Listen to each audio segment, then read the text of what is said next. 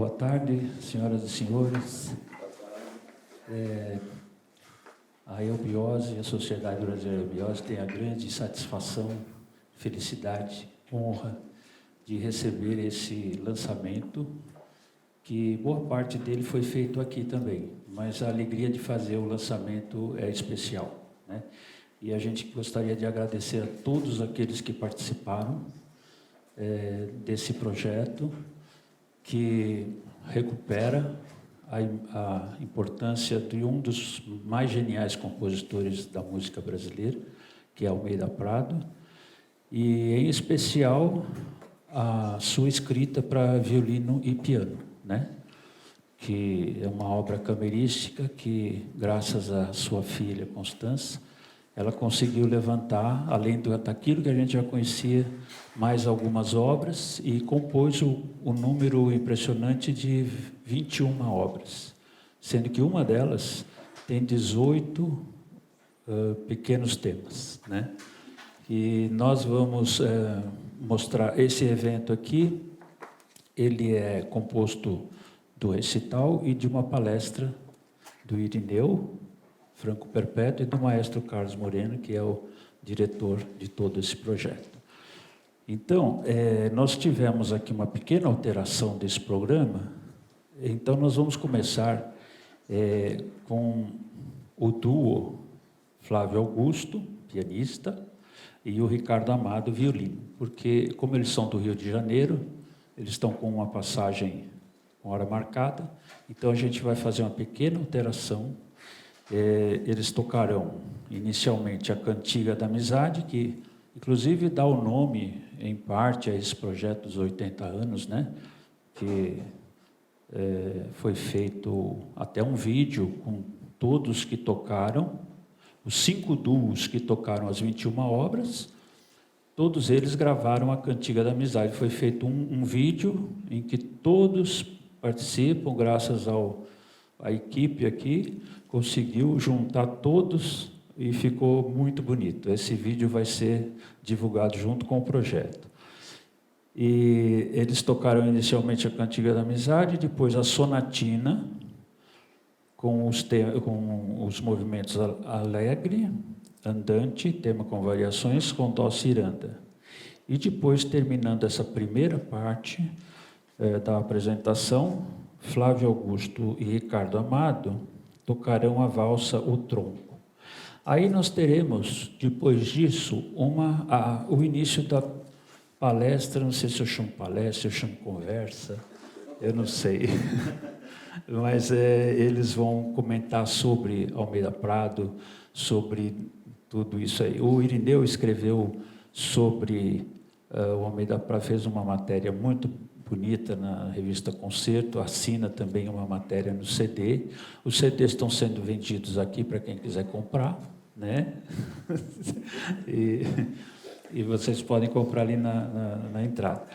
E depois nós teremos essa palestra, aí faremos um pequeno intervalo e retornaremos com os demais músicos que estão aqui no programa. E vai ser a Constança e os 2 pianistas e todos que vocês podem ler aqui. Tá bom? Então, eu desejo a todos um excelente evento. Eu chamaria ao palco, então, o Flávio Augusto, pianista, e Ricardo Amado, violinista.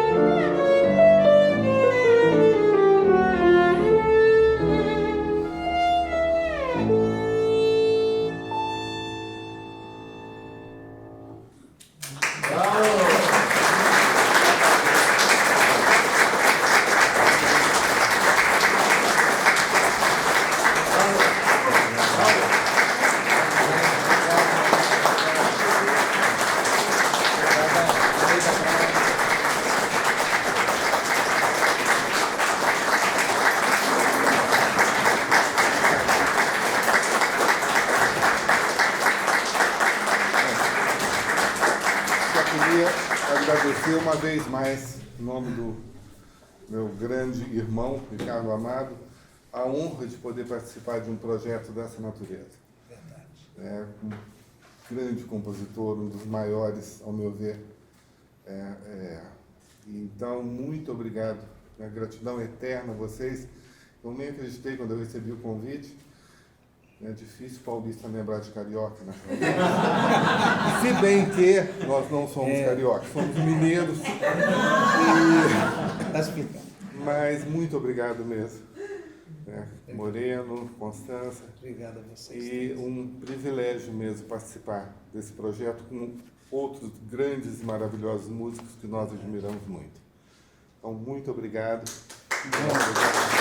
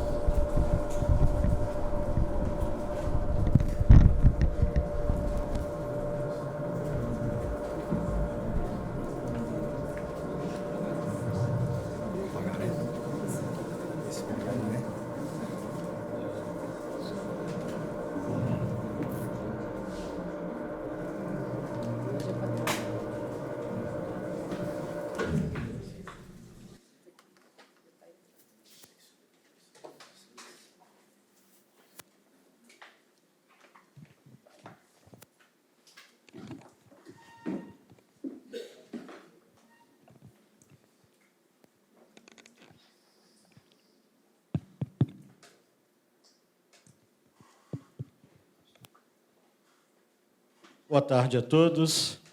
Boa tarde, gente. Boa tarde. Momento tão importante da gente comemorar 80 anos desse grande compositor, José Antônio Rezende de Almeida Prado, não é verdade? E para nós que somos amantes justamente da música de câmara, violinistas, pianistas, esse é um legado que, conversando com o nosso colega, a gente começou a se questionar, será que existe tal produção assim realizada, contemporânea a Almeida Prado, quando se fala de mundo? Eu digo a vocês, vale a pena a pesquisa, porque se esta não for a maior produção para violino e piano, em termos globais, com certeza é uma das maiores, com certeza é uma das maiores. Irineu, conta para a gente a tua história com o Almeida. A gente lê os livros de história da música e aí o gênio aparece como um negócio distante, inalcançável, e, de repente, o Almeida é o gênio que a gente teve o privilégio de conhecer, né? De conversar, de cruzar com ele. Essa figura humana absolutamente fantástica. E que Almeida é realmente uma cornucópia que a gente vai descobrindo aos poucos, assim. Mesmo que ele fosse muito tocado e querido dos intérpretes, né? Por exemplo, eu sempre associei muito Almeida à escrita dele para piano, obviamente. Além das grandes obras orquestrais, a música dele para piano, que é um instrumento que ele dominava bastante. Aí é muito legal lançar esse projeto aqui com o Chico Coelho, porque quando o Chico estava no Centro Cultural, ele lançou o que a gente chamaria de versão beta desse projeto. Teve um projeto em um CD de obras de violino e piano do Almeida, que já foi um espanto lá atrás. Aí vocês me vêm e triplicam a aposta, né?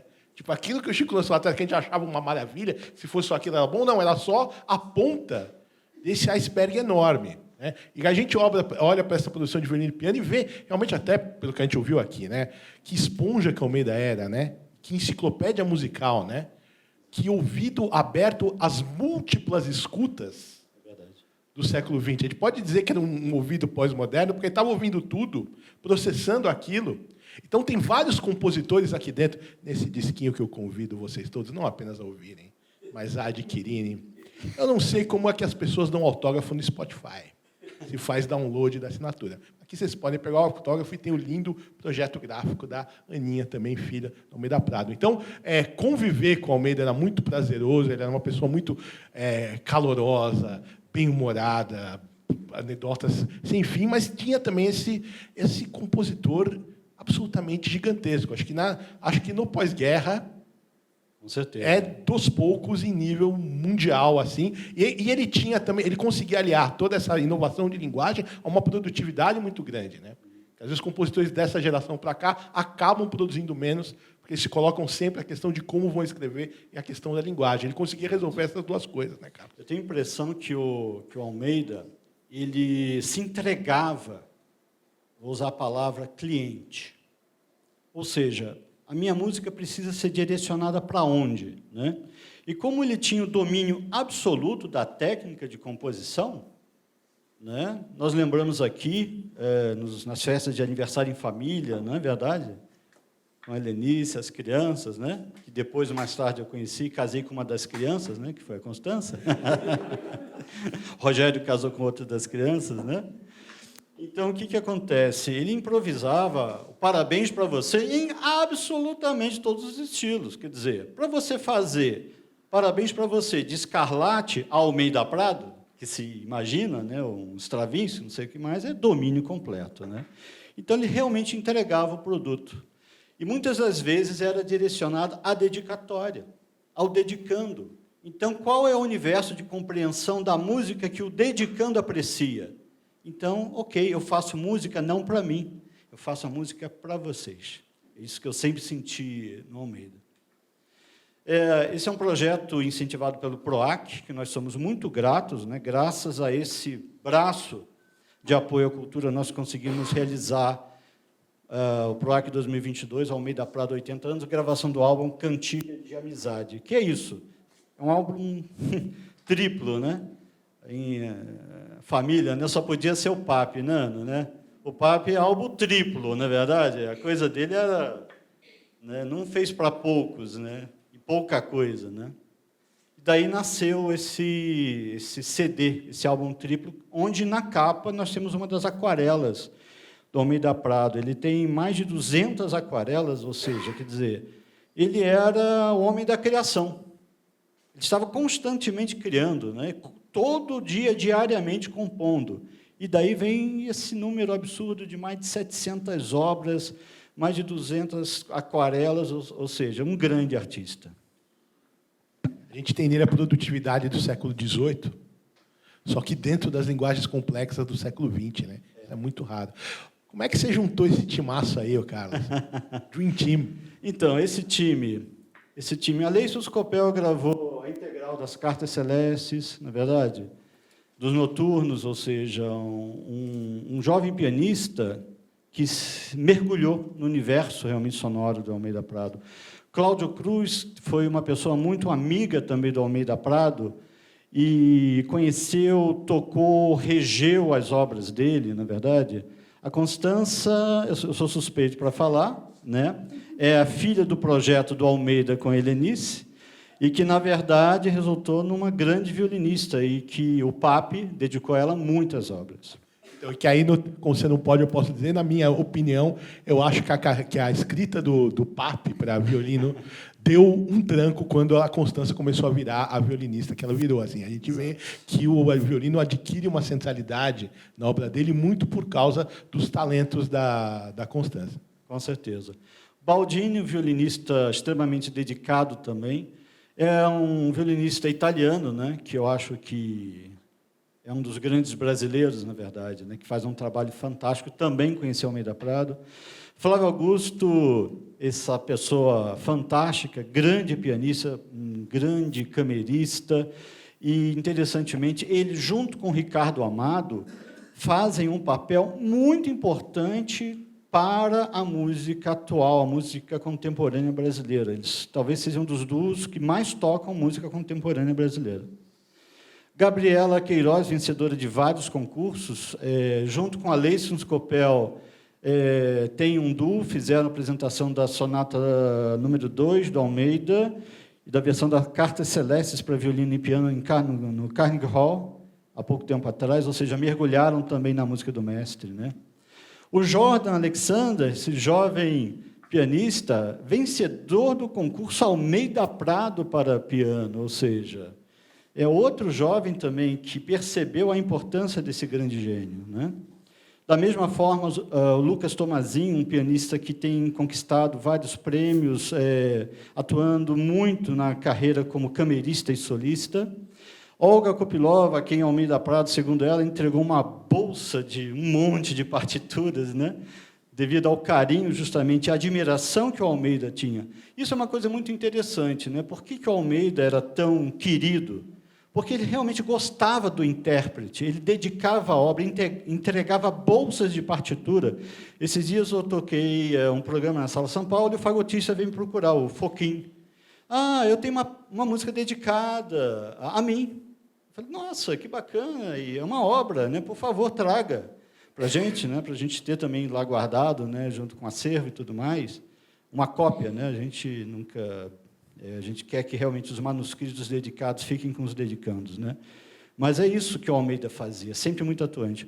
O Paulo Gazaneu, além de ter sido aluno e amigo do Almeida Prado, ele também fez uma gravação maravilhosa, justamente da parte original das cenas infantis, né? E trouxe, melhor dizendo, agregou ao projeto todo um conhecimento, né? E o Ricardo Amado, que esteve aí conosco. Agora vem essa parte. Então, porque Papa e família, eles não fazem serviço pela metade. A gente sabe que o gargalo, muitas vezes, de execução de música brasileira está na disponibilidade do material e no estado do material, das partituras, né? Então, como é que foi isso, Carlos, de vocês não só darem uma referência sonora de como é esse material, mas de ter a coisa disponível para ser tocada? Então, eu acho que essa é uma das partes que mais me emociona, sabe por quê? Porque a gente sabe que só um material editado de maneira profissional, crítica, vai assegurar que a obra dele seja tocada além do tempo que a gente possa imaginar. Porque quando nós temos apenas o manuscrito, por melhor que ele seja, no dia a dia a gente sabe como funciona, um violinista, né? Se você vai ter que desbravar um manuscrito e você tem a obra de um outro compositor já, é claro que o tempo lhe permite, a vida é assim, um abraço. Na verdade, é assim que funciona. Então, ter essas obras editadas por grandes profissionais, Cláudio Rodnick, José Stanek e o Frederico Barreto, também violinista, espala da Sinfônica de Campinas, né? Se não me engano, muitos anos, foi o que agregou o grande diferencial. Ou seja, isso... no projeto, na verdade, a gravação é o que foi o foco, mas nós sabemos que esse material editado sela realmente que a obra terá futuro na sua execução. Bom, nascido em 8 de fevereiro de 1943 em Santos, desde os 7 anos estudava piano com a irmã Teresa, a irmã dele, a irmã querida dele, e depois com a professora Lourdes Jopa, com ela Czerny, Diabelli, Bach, Scarlatti, Mozart. Ou seja, o gênio não se constrói do nada, não é verdade? Ele se constrói de muito trabalho, muita dedicação, não é verdade? E depois com Dinorá de Carvalho, né, um pianista de recitais. O que eu vi do Almeida Prado tocando era simplesmente um pianista virtuose, de mão cheia, que poderia ter mergulhado na carreira de um solista. Recurso técnico aparentemente inesgotável, afora a qualidade do som e tamanho do som, né? Exatamente. E capacidade de improvisação realmente era meio humilhante, meio que tinha tudo. Verdade, mas um grande talento, ou seja, desde criança, um grande talento, né? Depois a fase dele, né? Com Camargo Guarnieri, Oswaldo Lacerda, 14 anos, começando do zero, né? Harmonia, contraponto, composição, estudo do folclore, variações, fugas e invenções, né? Isso, absorvendo isso que a gente fala do inconsciente nacionalista. Eu sei que a palavra nacionalista às vezes nos soa um pouco complexa. Entretanto, por exemplo, essa herança plantada de Oswaldo Lacerda, Guarnieri, Mário de Andrade, nós percebemos na sonatina, né, com temática totalmente folclórica, na verdade, música folclórica brasileira. E isso, apesar de não ser o lugar comum, Por isso que eu coloquei inconsciente nacionalista e nacionalismo de Almeida Prado entre aspas, porque eu não posso dizer que era puramente um forró. É algo mais. Mas é impressionante como já é consistente a linguagem dele nessas primeiras obras, né? Não é o que a gente mais associa ao Almeida Prado, mas já é música que para de pé até hoje. E o Gilberto Mendes, né? Se precisava de um guru paternal, essa é uma palavra que me veio hoje, o que teria sido, né? Eu conheci um pouquinho, né? Ainda conheci o Gilberto Mendes, uma figura energética, vibracional para cima, para frente, né? Morando lá em Santos, né? Eu achei fantástico essa frase do Régis Duprá: com ele dissecou a série dodecafônica e as técnicas para contrariá-la. O Gilberto falava do Almeida sempre com muito carinho. Ele dizia: o Almeida é muito generoso quando disse que eu fui professor dele. Na verdade, ele vinha na minha casa, a gente tinha uns jantares e a gente conversava, né? Então, o mesmo Gilberto, que era 20 anos mais velho do que o Almeida, ele punha isso já como, na verdade, uma troca de igual para igual, como jantares em que eles discutiam estéticas. Agora, quem conheceu realmente a figura intelectual, que foi o Gilberto Mendes, ele foi um compositor, mas foi, sobretudo, um grande agitador cultural, assim, a gente pode já entender o que foi para o jovem Almeida Prado. Realmente foi isso. Acho que foi uma educação estética, mais do que uma aula técnica de composição. Foi ter realmente esse mentor que tinha uma janela, uma parabólica muito grande para o mundo, interessado em cinema, em literatura, interessado em cultura em geral. Ter isso naquela Santos daquela época, acho que foi algo bastante especial. E é muito interessante a gente pensar sobre Santos, na verdade, né? E essas figuras que são nascidas lá, né? E que deixaram essa herança gigantesca. A gente tem que pensar algo aqui hoje com o aeroporto, mas o porto era sempre um lugar cosmopolita, era um lugar de circulação de ideias. A gente ouve falar da Santos da Pagu, que é da geração anterior, mas é que justamente quem cria um ambiente cultural extremamente interessante, cosmopolita, que permite, então, que surjam figuras como o Gilberto, que surjam figuras como o Almeida. Não é a gente pensar numa cidade um pouco menor do interior do estado de São Paulo, não é pensar na janela de São Paulo para o mundo. Bacana. Em 1969, ele ganhou o primeiro prêmio do Festival da Guanabara com a cantata Pequenos Funerais Cantantes para coro e orquestra, que é uma obra gravada e interpretada pela OSESP em 2022. Se você estava lá, você chegou a apreciar? Olha, eu estava lá, eu vi. Antes, eu não ia perder a execução ao vivo dessa obra-prima. A gente vê duas figuras gigantescas da cultura brasileira conversando, né? A gente olha nas outras culturas, a gente acha tudo muito lindo, quando o Schumann põe música nos poemas de Heine, realmente é. Mas, poxa, aqui a gente tem Almeida Prado botando música em Hilda Hilst, que é uma das grandes poetas brasileiras também, prima dele, da qual ele se aproximou como fã. E eles tinham um tipo de diálogo muito peculiar, porque tenho vários amigos em comum com a Hilda que diziam que ela realmente era do outro mundo. Então, parece que ele escrevia cartas para ela e ela respondia por telefone.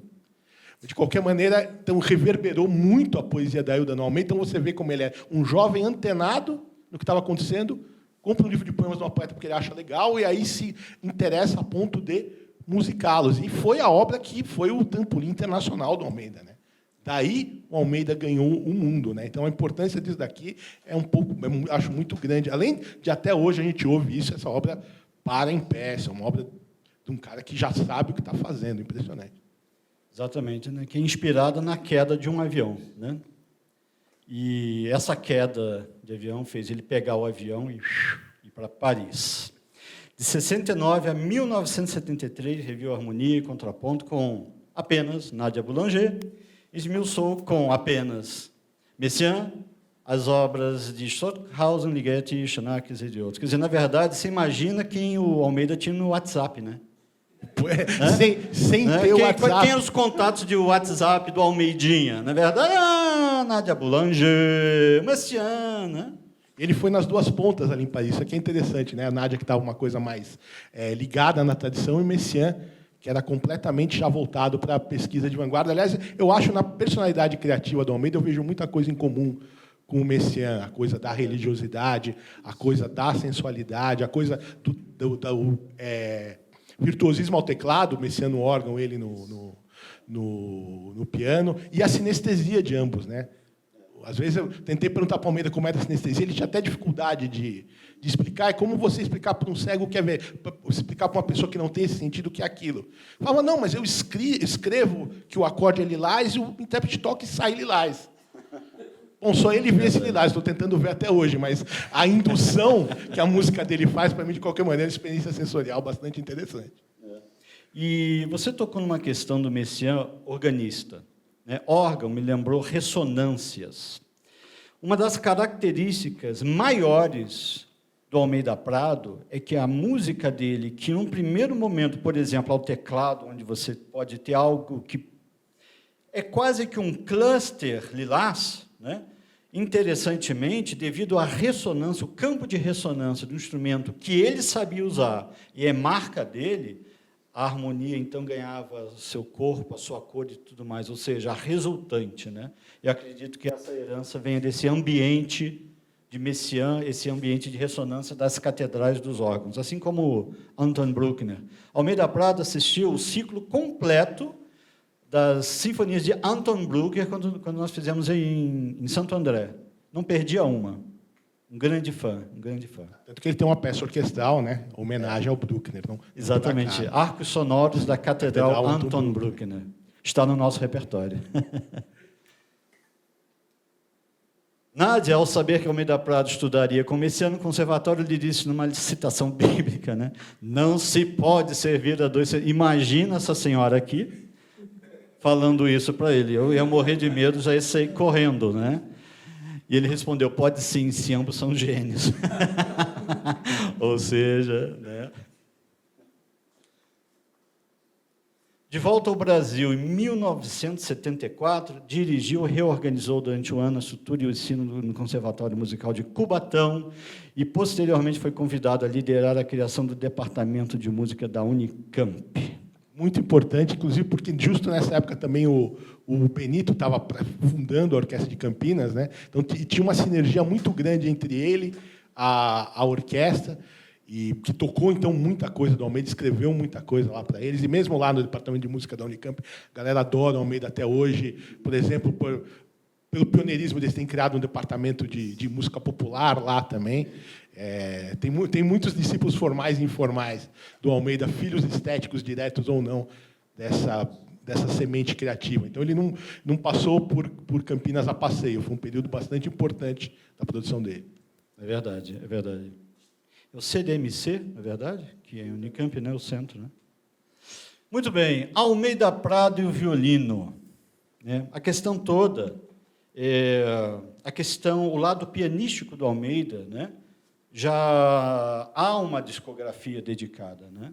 Agora, em algo tão compacto assim, trazendo o violino também na sua importância, nos levou a refletir. Bom, Almeida Prado, pianista, como ele aprendeu as questões do violino? Porque é uma linguagem de arco, é uma linguagem de pau e corda, na verdade, é outra história, entende?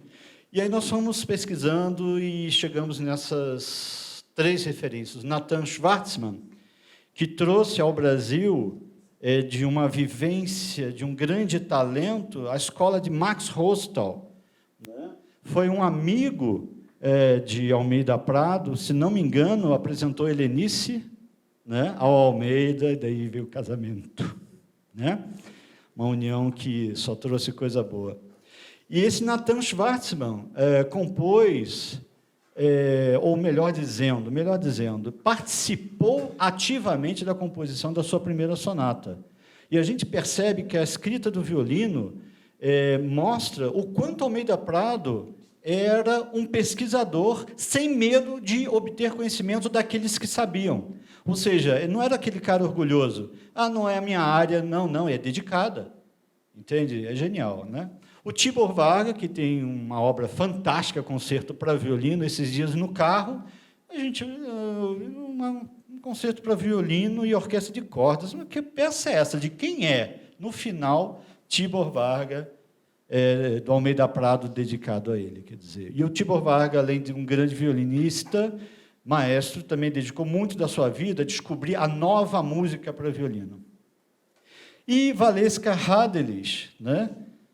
que também tem obras dedicadas a ela, além desse trabalho junto ao quarteto da Universidade Nacional de Brasília, que também se dedicou muito a executar as obras de Almeida Prado. Então, e, logicamente, a sua filha Constança, na verdade, que pediu para não colocar ela aqui nas fotos, por não se achar coisas da Constança. Mas, na verdade, esse quarteto violinístico criou, sim, para Almeida Prado uma compreensão sobre o instrumento. E também temos a participação da professora Elisa, que, em uma de suas obras, auxiliou na questão da marcação das arcadas e dedilhados.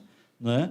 Então, a gente sabe que Almeida Prado tinha essa vontade. Ele escreveu para violão, para diversos instrumentos, que você pensa, como que um pianista teve esse alcance? Simplesmente pela humildade, pela vontade de fazer.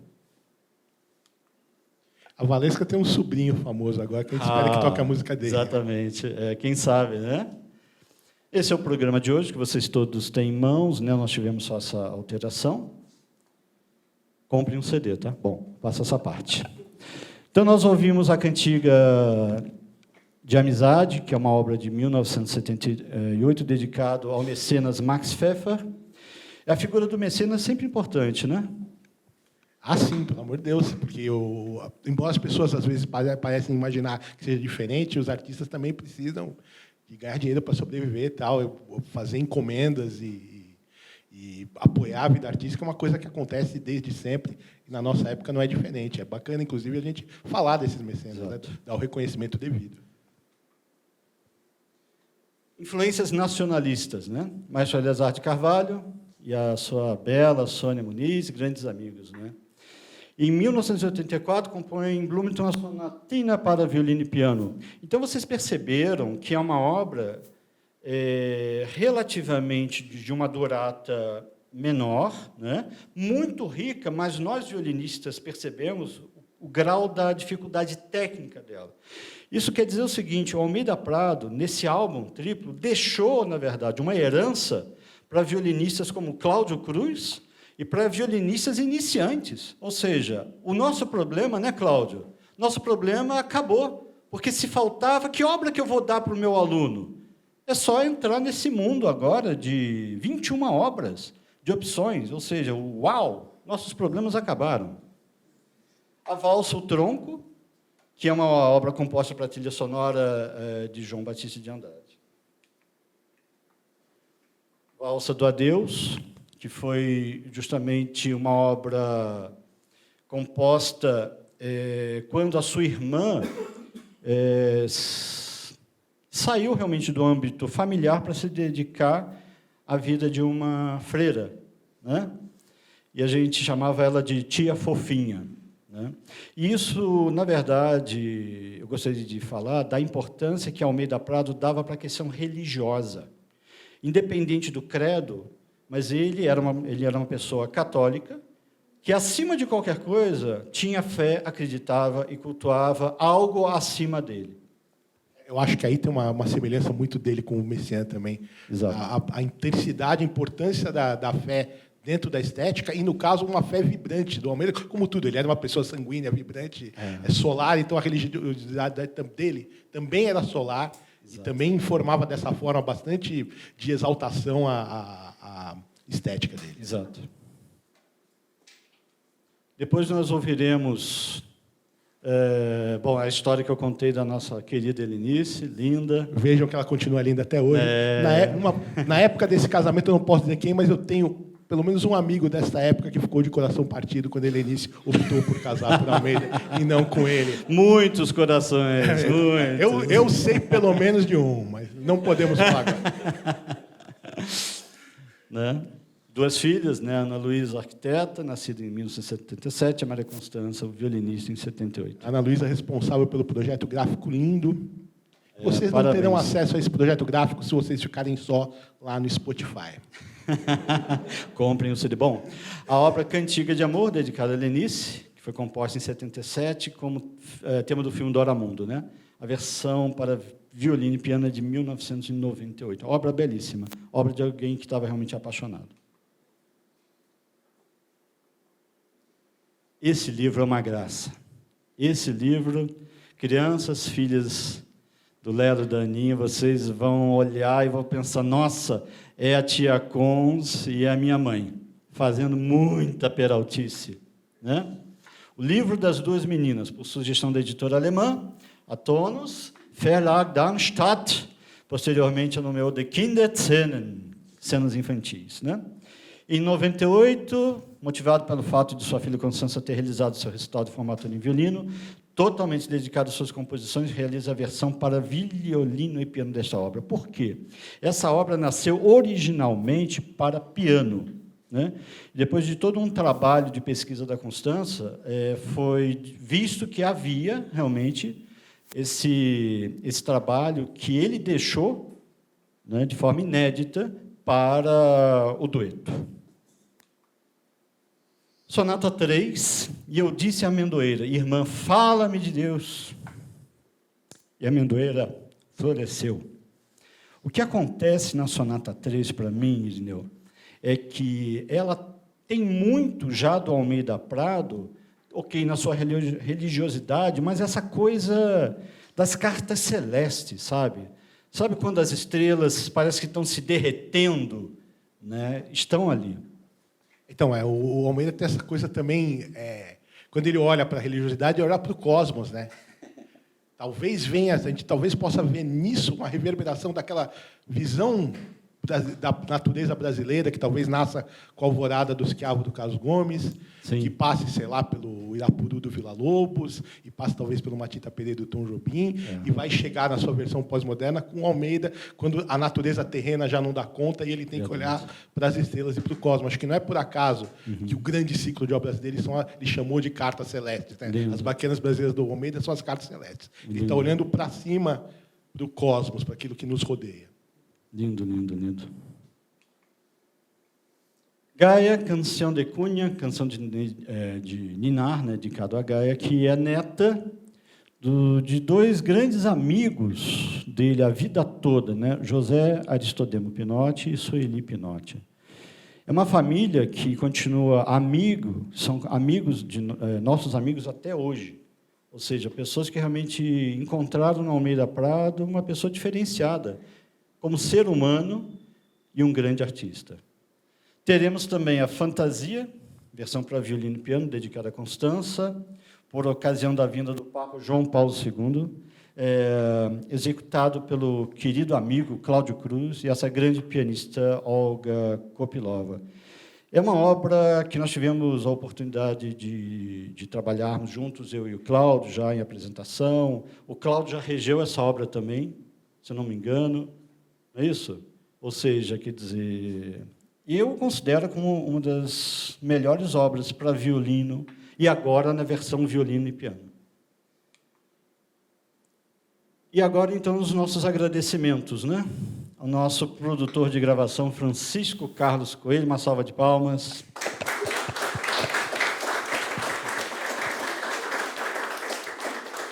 Carlos Augusto Souza Lima, direção da Sala Obiose, que nos recebeu com tanto carinho.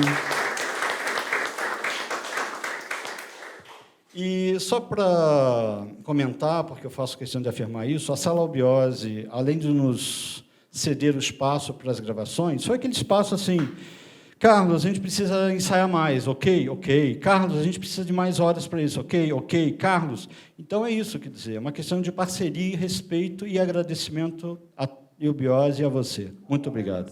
Muito obrigado.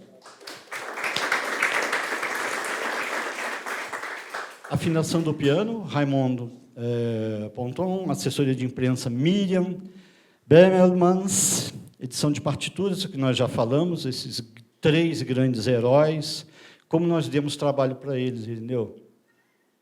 Como? Ainda estamos dando, viu? Sabe? Ainda bem, trabalho de edição, se não tiver muita ida e vinda, não tem algo errado com a Algo edição. errado. Direção de arte visual, Ana Luiz Almeida Prado Sauá e Camila Paulão. Uma salva de palmas para a Ana, que está aqui conosco. Texto, Irineu Franco Perpétuo. Produção dinâmica, Carlos Hamilton, Feltrin e Bruno Oikawa. Produtores de gravação, cadê? Vocês estão escondidos? Cadê vocês? Estão aqui, né? Eu acho que vocês não sabem o trabalho que nós damos aos produtores de gravação. E é um trabalho que, na verdade, o resultado todo esbarra, e mais do que esbarra, ele vem justamente da sensibilidade, né? Então, o Cadu Baiton quanto o Fábio Scoculha são pessoas que nós conhecemos já há bastante tempo, hoje em dia trabalham para a OSESP, registrando os concertos, e que nós nos entregamos em total confiança nas mãos de vocês. Então, uma salva de palmas, por favor.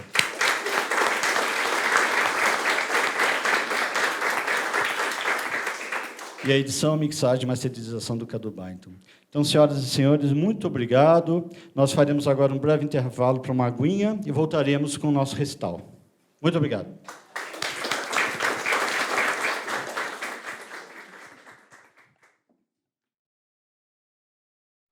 Então, dando continuidade ao nosso lançamento, nós teremos agora a apresentação da Maria Constança, com Paulo Gazaneu, com essas peças que estão no programa, Adeus, Cantiga de Amor e cenas infantis. E depois a Constança continua com esse jovem pianista Jordan Alexander. Ela fará, então, a sonata número 3, que tem um movimento contínuo. E após, nós teremos, então, também a honra de ter o violinista Cláudio Cruz e a pianista Olga Kopilova, executando Gaia e a fantasia de que todas essas peças foram aqui faladas na palestra. Então, um excelente recital a todos. Eu chamo Constança e Paulo Gazaneu.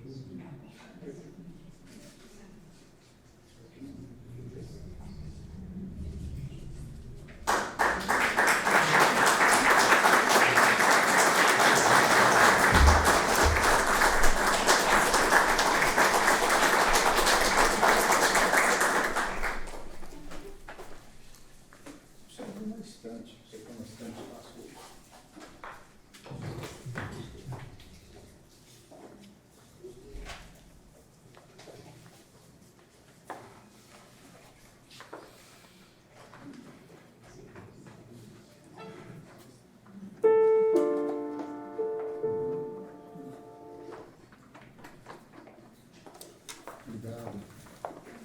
A altura tá boa, tá?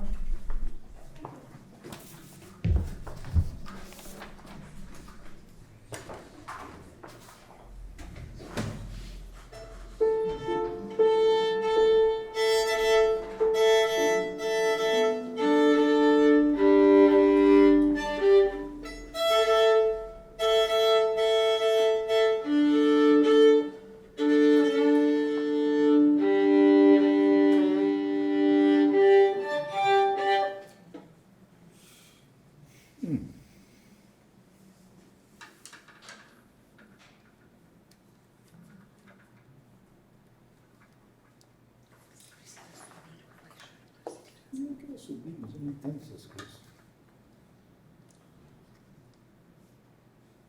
Está apertando. Ah, Tá bom assim? nada com uma mulher. Uma mulher inteligente.